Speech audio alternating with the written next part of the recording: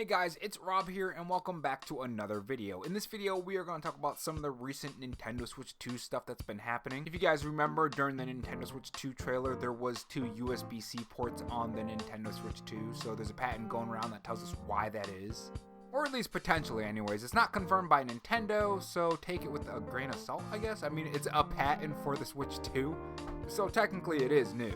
We also have an update on a game that I've been looking forward to, and there is some disappointing news for those people in the US like me. That game being Fantasy Life I, The Girl Who Steals Time. There's also good news because we do got a release date for that too, but it is bad news for the news for that game specifically, and we'll go over that too. We got some news on that Okami sequel, what engine it's going to be using, and just overall some cool topics about Nintendo and even some Sony and Xbox stuff. If you guys end up enjoying this video, leave a like. It really helps the video get pushed when you do that. And of course, subscribe for more gaming news. So first up, let's talk about the Nintendo Switch 2 stuff that's been happening recently. If you guys remember, during the Nintendo Switch 2 trailer, there was something pretty interesting about the ports on the Nintendo Switch 2. There were 2 USB-C ports. I think they were USB-C. There was one on the top and on the bottom, and this new patent that recently appeared that people are discovering might actually give us an idea on why exactly that is. Nintendo Everything has an article on this, and it says Nintendo patent indicates Switch can be rotated to flip the display, change headphones,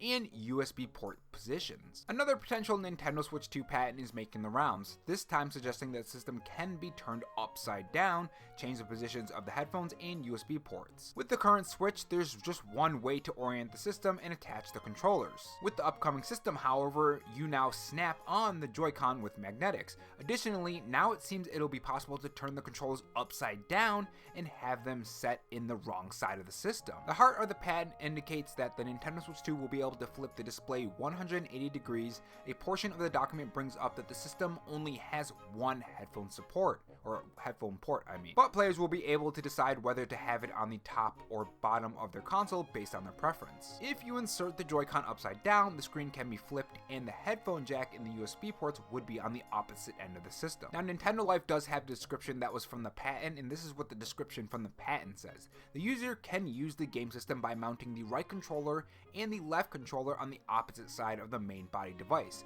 According to this, the user can use the game system in such that a manner that the component becomes a favorable arrangement. I don't know why I said arrangement for that, but anyways, for example, the user can use the game system so that the upper and lower sides of the main body device are opposite to each other, such that the voice input/output connectors on the upper surface of the main body device is located below the main body device. So this is something specifically for me that I actually really like. One of the problems I have with the charger for the Nintendo Switch when it's out of dock mode is the charger is on the bottom. I mean, sometimes I like laying in bed playing my Nintendo Switch and having the Switch lay on my stomach or near my stomach when it's charging, and that cord kind of just gets in the way. If it's on the top, it'll just be hanging off the top. That is really fantastic. I know this is just like something small, but for me personally, this is a really great thing. Or another example is like if you're in the car and you're charging it, because I do have an hour commute to my job. Depends on where the job and the contract is, but usually it's about an hour away. I would much rather have the USB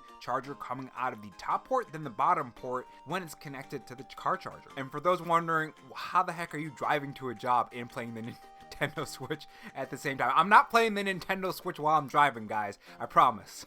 I'm not the team lead, so I'm not the one that drives the truck. But yeah, this is fantastic. Let me know in the comment section if you're like me. Do you like having the charger port on top of like any console or handheld system? Maybe if someone has a Steam Deck. I don't know where the charger port is on the Steam Deck. I don't have one. But do you much prefer that than the bottom? And switching over to some pretty interesting news about the Nintendo Switch, not specifically on any of the gimmicks or any of the patents that are coming out or any of that, but specifically how the Nintendo Switch 2 is going to affect the market of gaming. So my Nintendo News has this article that says US Circana's Matt Piscatella believes Switch 2 will get the market back to growth. And this is something that I'm a little confused on because I recently saw this article about the PlayStation 5 that they were doing really well in sales for the console. It's matching the PS4, I think that tweet said. I'll put the graph on screen if I can find it. I haven't been really paying too much attention from the Xbox side of things, but their games are getting pretty good reviews. Well, I guess I have then.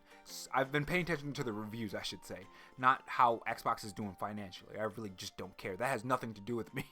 personally. Avowed looks really good, though. I'm going to be playing that once that comes out through Game Pass Cloud. I might even do a review on it. But anyways, there are a lot of things that point towards stuff going very well for these console manufacturers, other than Sony, I guess. I guess Sony's really not doing good on the software front. They just canceled a lot of stuff. Concord got canceled 2 weeks after it released, I think it was 2 weeks. But my main point is I'm kind of confused because it's not like the gaming industry is not making money, if you know what I mean. A lot of the trouble comes from a lot of these companies making really stupid decisions and just making games that nobody wants, right? It's not really much of a financial problem, so much so, if you guys know what I mean. It's hard to explain. I'm not saying there aren't any problems in the gaming industry. I'm just saying, is it really that bad that we need the Nintendo Switch 2 to essentially carry the other two companies and everyone else in the gaming industry?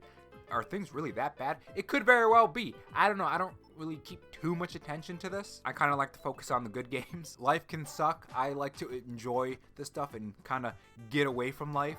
That's what gaming is for me. It's something to enjoy. But anyways, this is what my Nintendo News says. Matt Piscatello, who works at Circana, the video game software and hardware sales tracker, I guess it is a financial thing, in the United States, has said in a new video that he is on the firm belief that the Nintendo Switch 2 will bring video game market back to growth when it launches later this year. Now, the thing about that is that I actually can agree on, if it hasn't really been growing that much. I didn't know that. This is news to me, so I guess I'm finding out the news with you guys. But if it hasn't been growing a lot, the thing is, the Nintendo Switch sales and consoles, especially the console sales, have been slowing down for quite some time now. So it makes a lot of sense, especially in 2024, why the overall growth of the gaming industry has been less than usual, because we're not in the prime time of the Nintendo Switch, right? Not only did we have COVID, it was really hard to get an Xbox Series X and a PS5 as well, so that was also a big problem. And then you add in all the layoffs and the failed live service projects that a lot of these companies are trying to do, and overall you put all that together, and yeah, I guess I could see why it's not growing as much. But yeah, let me know what you guys think about that in the comment section below. Do you think the Nintendo Switch 2 is,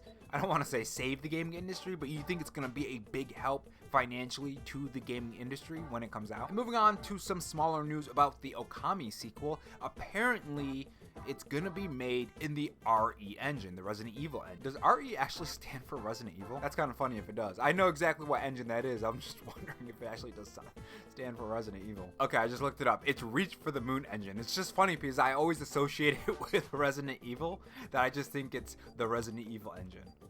That's funny. But anyways, yeah, the Okami sequel is going to be using that engine, which is actually pretty fantastic because, I mean, the Resident Evil games look really fantastic, so I think the sequel is going to look really fantastic too. And moving on to our last topic, Fantasy Life I, The Girl Who Steals Time, is going to be launching on May 21st for PS5, Xbox Series X and S, and PS4, and Nintendo Switch, and PC. Now, the unfortunate thing here is that there's not going to be a US physical version. There is going to be one overseas, and the good thing is it is also going to be supporting English, Japanese, Korean, traditional Chinese, simplified Chinese, French, Italian, German, and Spanish language options. So even if you do get it imported to the US, you could choose the English option and play it as an English game. So like if you really do want that physical version, it costs $60 apparently. So honestly, depending on how much it costs to get to the US, I might do that because I was really excited for that game. That's one of the things that kind of sucked about like a recent game that didn't have a physical version, Neo Dimension.